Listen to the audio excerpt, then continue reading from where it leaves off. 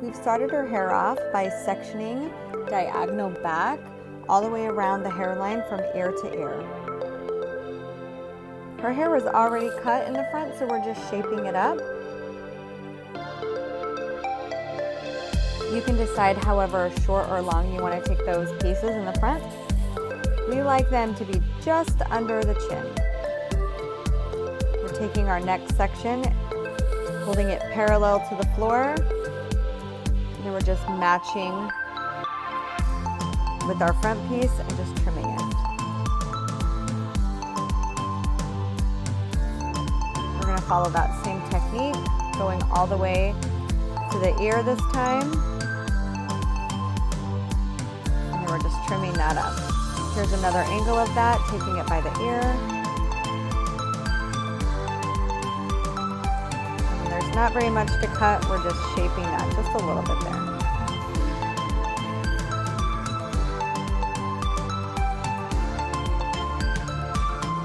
Checking just to see how it lays, if we like where the length is, and if we want to take a little more off or not.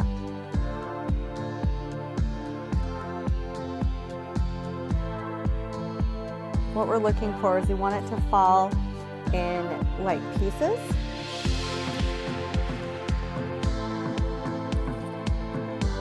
Not as like all one connected. We want it to fall in different sections.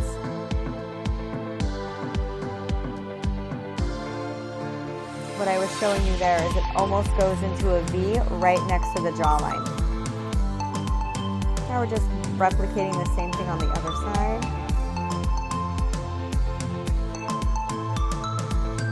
And we're going to cross check and make sure it's all balanced.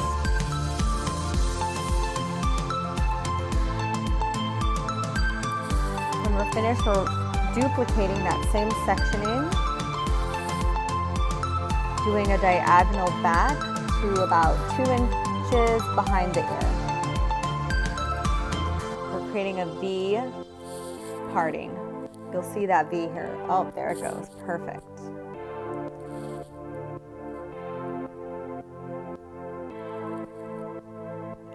And then you can see it goes about 2 inches behind that ear.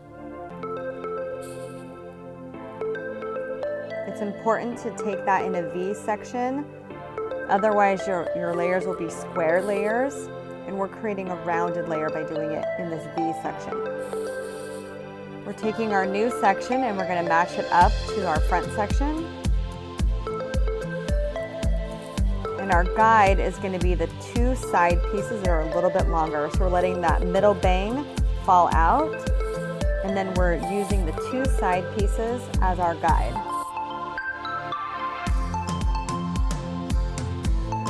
We're going to duplicate the same technique we did with the front, holding it parallel to the floor. That makes it longer as it goes towards the bottom.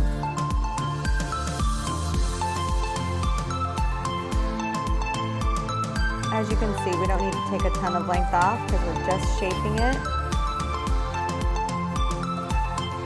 We're going to duplicate the same thing on the opposite side. Holding it parallel to the floor and then just trimming off those little pieces.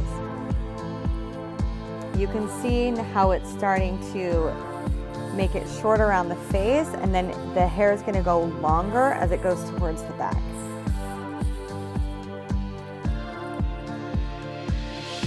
Matching both sides, we're just going to detail point cut.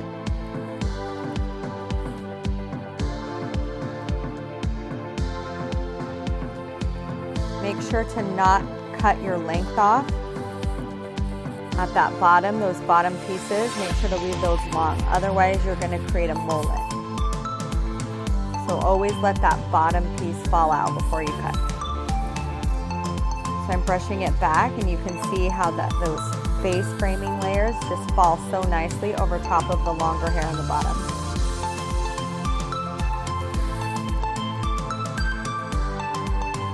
Now we're brushing it all forward, just seeing how it all falls. Now I'm taking in the back section, instead of doing the V, because you run out of hair so you can't always continue that V shape, we're just doing it parallel. I'm gonna match this section, the parallel section, up to the front. We're just gonna trim whatever is left coming forward. So you can see there just a little bit. We're just gonna point cut that out. You don't wanna create any blunt lines. This is a very soft flowing haircut, so none of the lines should be blunt. Everything is soft and blended, almost broomstick-like. I'm just checking those bottom pieces, making sure that they're all blended. Make sure to leave your length on your bottom, not to cut that out.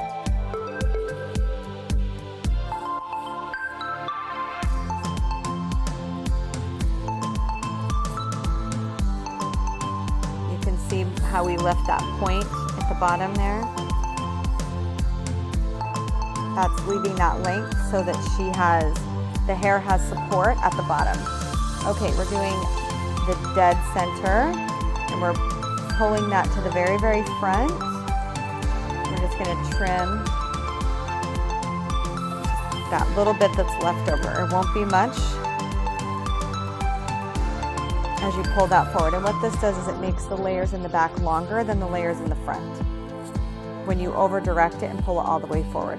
We're gonna do the same thing on the opposite side.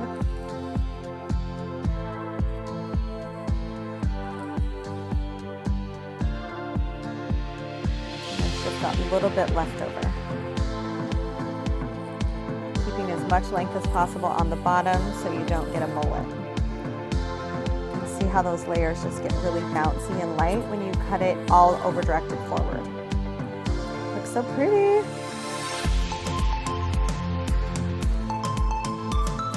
Just running my fingers through it to see how it falls. As you can see, when you round brush it, you get all these really, really pretty layers.